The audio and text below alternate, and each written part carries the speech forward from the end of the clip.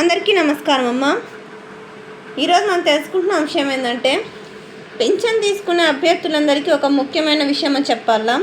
అది ఏంది ఎందుకు అని తెలుసుకునే ముందు ఇంకా మన ఛానల్ సబ్స్క్రైబ్ చేసుకొని వాళ్ళు ఎవరైనా దయచేసి సబ్స్క్రైబ్ చేసుకొని లైక్ చేసి షేర్ చేసి మీ ఫ్రెండ్స్కు రిలేటివ్స్ అందరికీ సబ్స్క్రైబ్ చేసుకోమని చెప్పండి. నా ఛానల్ని సబ్స్క్రైబ్ చేసుకొని ప్రత్యక్షంగా పరోక్షంగా సపోర్ట్ చేస్తున్న వాళ్ళందరికీ పేరు పేరున ప్రత్యేకమైన హృదయపూర్వక ధన్యవాదాలు. ఇంకా ఆలస్యం చేయకుండా వీడియోలోకి వెళ్ళిపోదాం. ఏప్రిల్ 1న పింఛన్ల పంపిణీ. జిల్లా సచివాలయం న్యూస్ టుడే.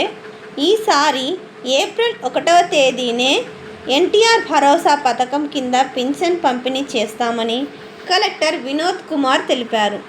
నిర్దేశిత లబ్ధిదారులకు ఉదయం 7 గంటలకు ఇళ్ల వద్దకే సచివాలయ సిబ్బంది నగదు అందిస్తారని పేర్కొన్నారు. జిల్లాలో మొత్తం 2,79,165 మందికి మొత్తం 12,323.70 కోట్లు మంజూరు చేసినట్లు తెలిపారు. పింఛన్ డబ్బుల కోసం సచివాలయాల వద్దకు లబ్ధిదారులు ఎవరు వెళ్ళనొద్దన్నారు.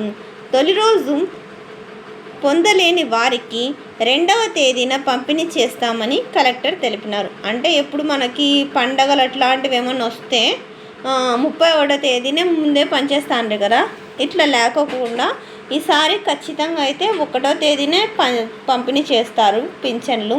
ఇట్లా పంపిణీ చేసేటప్పుడు అంతేకాకుండా మీరు సచివాలయాల దగ్గరికి ఎవరు వెళ్ళాల్సిన అవసరం లేదండి. మీకు ప్రతిసారి లాగానే ఈసారి కూడా ఉదయం 7 గంటలకు ఇంటి దగ్గరికే సచివాలయ సిబ్బంది వాళ్ళు వచ్చి మీకు పింఛన్ పంపిణీ చేస్తారు. ఒకవేళ మీరు 1వ తేదీ తీసుకోకపోతే ఖచ్చితంగా 2వ తేదీ అనేది మీకు ఇంటికి వచ్చి ఇస్తారు.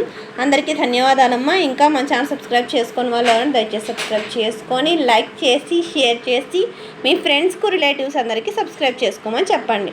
నా ఛానల్ని సబ్స్క్రైబ్ చేసుకొని ప్రత్యక్షంగా పరోక్షంగా సపోర్ట్ చేస్తున్న వాళ్ళందరికీ పేరు పేరున ప్రత్యేకమైన హృదయపూర్వక ధన్యవాదాలు. అందరికీ ధన్యవాదాలు. దయచేసి వీడియోని మాత్రం స్కిప్